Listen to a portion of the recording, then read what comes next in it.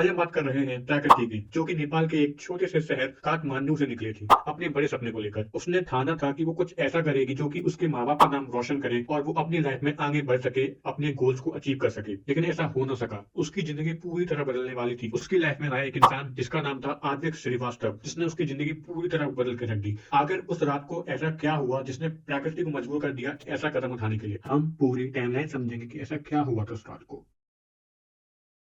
तो शुरुआत करते हैं 2022 में, जहां पर प्रकृति केरल यूनिवर्सिटी की कॉन्फ्रेंस अटेंड करती है, जहां पर उसे better future and better goals opportunities का लालच दिया जाता है, जिससे वो इन्फ्लुएंस होकर उसी साल 2023 में केरल यूनिवर्सिटी में सीएस स्टूडेंट बीटेक में एडमिशन लेती है। कुछ टाइम सब सही चल रहा है, प्रकृति अपनी पढ़ाई और अपने गोल्स के लिए बहुत फोकस थी। लेकिन कुछ टाइम बाद कॉलेज के शुरुआती दिनों में उसकी दोस्ती होती है आदित्य श्रीवास्तव से। जब प्रपोज की माने तो जो दोस्ती की शुरुआत है वो आदित्य श्रीवास्तव ने की थी, और ये दोस्ती कुछ टाइम बाद बदल जाती है रिलेशनशिप में। अब प्रकृति की दोस्त की मानी जाए तो वो एक बहुत ही सुलझी हुई लड़की, इंट्रोवर्ट टाइप की लड़की थी, जो कि ज्यादा किसी से बात नहीं करती थी, क्योंकि उसका जो न्यू बॉयफ्रेंड बना था आदित्य श्रीवास्तव, वो उसी के साथ ज्यादा रहती थी, उसी के साथ ज्यादा टाइम स्पेंड करती थी। कुछ फ्रेंड्स के अकॉर्डिंग आदित्य का नेचर बहुत ही एग्रेसिव एंड डोमिनेटिंग था, जहां पर वो प्रकृति को कंट्रोल करने की कोशिश कर रहा था। इस वजह से प्रकृति की पढ़ाई और उसका गोल्स मिस हो रहे थे। इसलिए 2024 अक्टूबर में प्रकृति ने इस रिलेशनशिप को खत्म करने की कोशिश की, लेकिन आदित्य ने इस चीज को अपनी ईगो पे लिया। उसकी मेल ईगो इतनी फ्रेजाइल थी क्योंकि उससे ट्रिगर हो गया, और उसने उसको धमकाना शुरू कर दिया कि मैं तुम्हारे photos and videos and text viral कर दूंगा, जिससे तुम्हारी बदनामी हो जाएगी। चीज से परेशान होकर जनवरी 2025 में प्रकृति ने केडब्ल्यूआईटी के इंटरनेशनल रिलेशन ऑफिस में उत्पीड़न की शिकायत दर्ज कराई, पर कॉलेज ने कोई भी कार्रवाई नहीं की, बल्कि दोनों को काउंसलिंग करवाकर एक अंडरटेकिंग साइन करवाकर मामला वहीं दबा दिया। आइए वो कॉल सुनते हैं जो आद्विक और प्रकृति के बीच में था।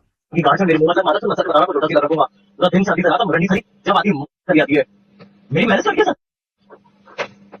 माफी मांग पड़ती मेरे मुंह में आ गए अरे कुछ माफ कर दो। बोल इस कॉल क्लिप से साफ पता चल रहा है कि प्रकृति कितने दर्द में थी, और आदमी कितना उसको ब्लैकमेल कर रहा था, कितना उस पर मेंटल हैरेस कर रहा था, कितना उसको परेशान कर रहा था। इतना हो जाने के बाद भी कॉलेज प्रशासन ने कोई अपनी जिम्मेदारी नहीं समझी कि उस बच्ची की हेल्प की जाए।